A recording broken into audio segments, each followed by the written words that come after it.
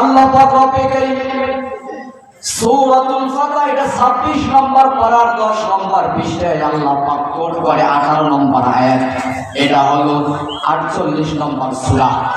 আল্লাহ পাক রব্বে কারীম বললেন, লাকাদ রাদিয়াল্লাহু, আমি আল্লাহ রাজি হয়ে গেছি, আনিল মুমিনিনা, মুমিনদের প্রতি, ইউবাইউনাকা তাহতাস শাজারা, যখন তোমরা বায়াত গ্রহণ করলে তাহতাস শাজারা গাছের নিচে, ইউবাইউনাকা তাহতাস শাজারাতি ফাআলিমা মা ফি কুলুবিহিম, তোমাদের অন্তরে যা আছে আমি আল্লাহ জানি। ওয়া আনজালাস সাকিনাতা আলাইহিম, আমি আল্লাহ তোমাদের প্রতি সাকিনা বর্ষিত করলাম, তোমাদের প্রতি শান্তি বর্ষিত করলাম।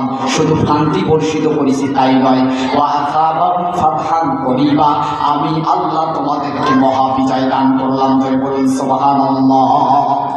ও যুবক ভাইরা আমার, এই আয়াতটি কি জন্য নাযিল হলেন, এই আয়াতটির প্রেক্ষাপট কি? ও যুবক ভাইরা আমার, তাই নয় আপনারা যারা মাঠে বাইরে ঘোরাঘুরি করতেছেন, আমি দেখলাম অনেকজন অনেক জায়গায় ঘোরাঘুরি করতেছে।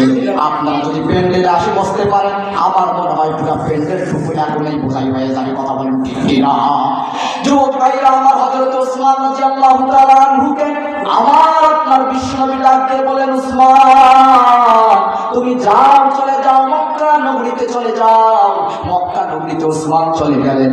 মক্কা নগরীতে যখন ওসমান চলে গেলেন, কিছুক্ষণের মধ্যে শোনা গেল হযরত ওসমানকে মারার জন্য হুমকি দিয়েছে। ও আমার যুবক ভাইরা, ও আমার পশ্চিম ফুটাবার মুসলমান ভাইরা আমার, মাইকের আওয়াজ যতদূর যায় ততদূর পর্যন্ত আপনারা খেয়াল করবেন। ও যুবক ভাইরা আমার, হযরত ওসমান রাদিয়াল্লাহু তাআলা আনহু আমার মারার হুমকি যখন দিল, আমার আপনার বিশ্বনবী শুনতে পারলেন হযরত ওসমানকে মারার হুমকি দিয়েছে।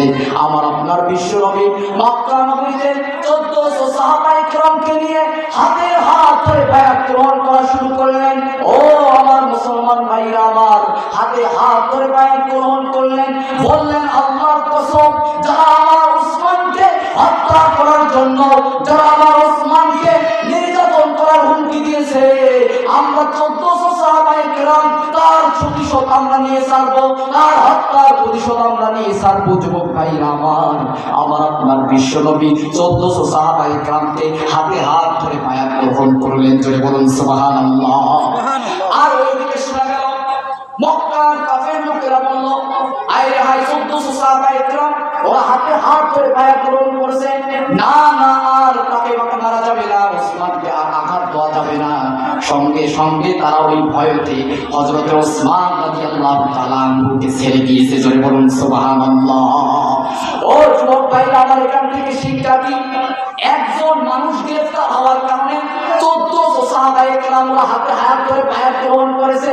আমার বর্তমান সমাজে যদি ইসলামের কর্মীগুলো আলেম ওলামাদেরকে হাজার হাজার নিষ্কৃষ্ট করে, রাতের আধাকারে তারা জেলখানার মধ্যে বন্দী করেছে। ও যুবক ভাইরা আমার, একজন নয় হাজার হাজার শত শত মুসলমানদেরকে তারা নির্যাতন করেছে। আমরা যদি বাংলার মুসলমান একত্রিত হয়ে হাতে হাত ধরে বায়াত গ্রহণ করতে পারতাম, ওই কাফেররা যেমন ওসমানকে তারা সারি দিতে বাধ্য হয়েছে, আমার সমাজে আমার ওলামায়ে কেরামদেরকে, ইসলামের কর্মীদেরকে তারা সারি দিতে বাধ্য হতো। কথা বলেন ঠিক কিনা?